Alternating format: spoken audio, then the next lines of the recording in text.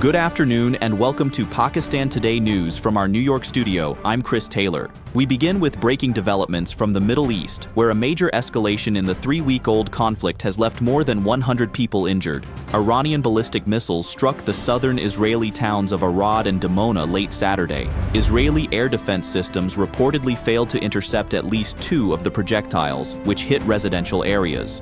Emergency teams continue to work through the morning, treating dozens of wounded citizens, including several children said to be in serious condition.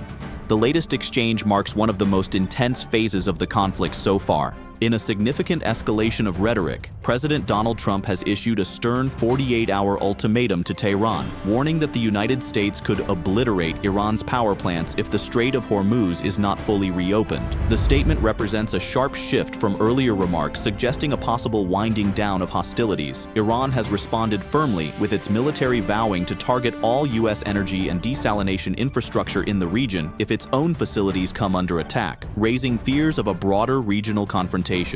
Turning to Pakistan's response, Islamabad has officially expressed its readiness to play a mediation role in an effort to prevent further instability. Information Minister Ataullah Tarar stated that Pakistan is actively engaging with international partners to help de-escalate tensions while maintaining balanced diplomatic relations.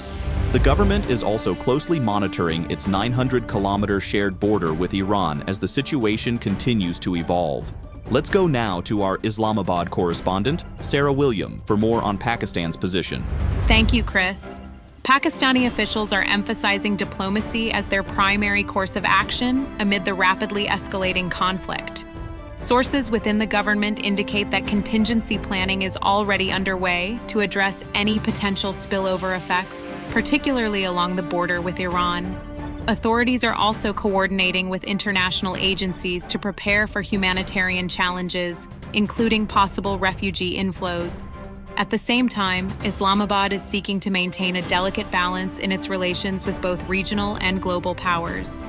Officials here stress that preventing further escalation remains the top priority. Thank you, Sarah, for that update. Meanwhile, international aid agencies are warning of a looming humanitarian crisis. The United Nations estimates that more than 3.2 million people have been displaced within Iran since the conflict began on February 28th.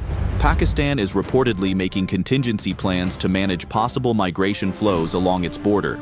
This comes at a time when the region is still dealing with the aftermath of large-scale deportation campaigns carried out throughout 2025, adding further strain to already stretched resources. On the economic front, global oil prices have surged past $100 per barrel following the mining and closure of the Strait of Hormuz by Iranian forces. In an effort to stabilize markets, the Trump administration has announced plans to lift sanctions on what it calls stranded Iranian oil currently stored on ships at sea.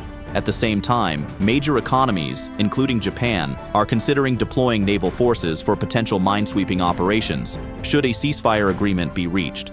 In other developments, new details have emerged regarding U.S. and Israeli strikes on Iran's Natanz and Bushehr nuclear facilities. Iranian state media maintains that no radioactive leakage has occurred. However, analysts suggest these strikes were a key trigger behind the heavy missile retaliation witnessed in Israel over the weekend. Israeli Defense Minister Israel Katz has stated that operations targeting Iran's strategic capabilities are expected to intensify significantly in the coming days. And finally, in a notable geopolitical development, discussions have surfaced held potential joint counter-terrorism exercises between India and Iran. These talks are reportedly focused on militant groups operating near the Iran-Pakistan border. Iranian President Masoud Pezeshkian has also urged India to use its influence within the BRICS bloc to help bring an end to what he described as U.S. and Israeli military aggression in the region, signaling a possible shift in regional alliances. That's all for now. You're watching Pakistan Today News. I'm Chris Taylor.